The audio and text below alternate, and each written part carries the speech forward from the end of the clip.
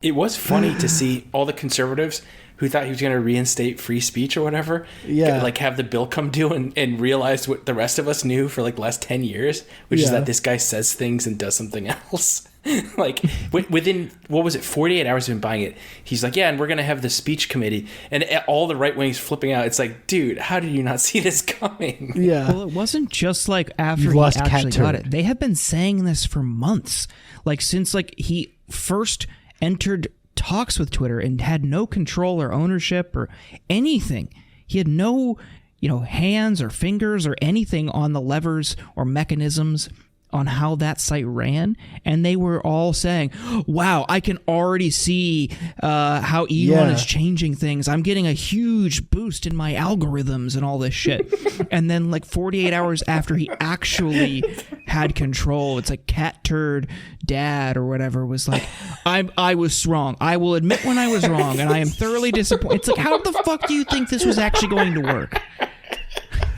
Well, it's because they're endless like persecution complex too. It's like you've got everything that you want. This is exactly what you wanted. The woke left is owned now. You've got your free speech guy in charge. Everything it's ready to it's fucking free for all. And they're still just like, I'm still being shadow banned.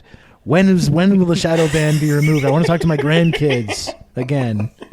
It's like they just can't be happy. They can't be happy. Well, it's he's come through on his word before. That's why all the Teslas are self-driving now. So I'm sure he will fix things as soon as he can. Yeah, how long is Tesla going to be solvent for? Because all the big auto manufacturers are getting into the EV business, and I assume they're going to do it a lot better. Yeah, and making cars that don't just explode randomly, trapping their owners inside. Which seems to me like a pretty big flaw. It's not their only product too. Like, so they don't have to be in this mad dash like he is with everything he does. So they don't have to go out and say like, oh, we're going to be able to fly next year. They're not setting these unrealistic expectations on themselves. Yeah. I mean, just the whole thing has been frustrating because like he's literally promised these massive advancements in transit technology for a technology that has existed for literally centuries now. Trains, there's there's mass transit systems in numerous American cities. There's a lot of cities where there were mass transit systems that just went away because they were underfunded, or the auto lobby influenced these cities to not continue to build the kind of infrastructure. All the technology for amazing, wonderful, high-tech, futuristic mass transit systems already exists. And like these cities across America and Canada could have been spending the last 10, 15 years just putting billions of dollars into that, rather than like this complete nonsense fake technology that doesn't exist. Meanwhile, all the actual infrastructure that's already there is just decaying and it's horrible.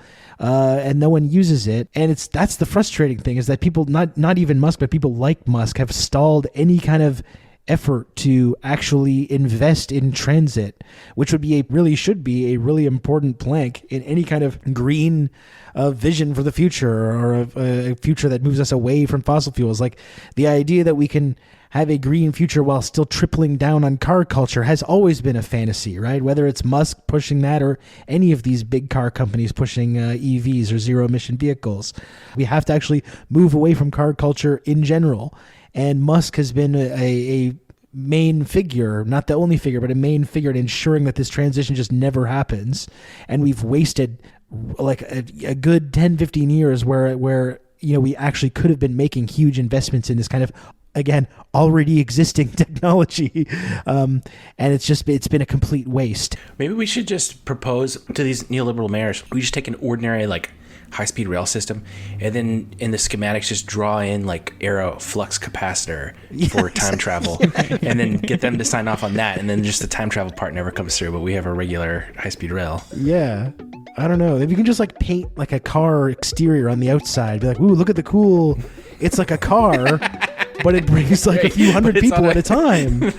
It's on a track. Yeah, exactly. It's amazing, this new thing.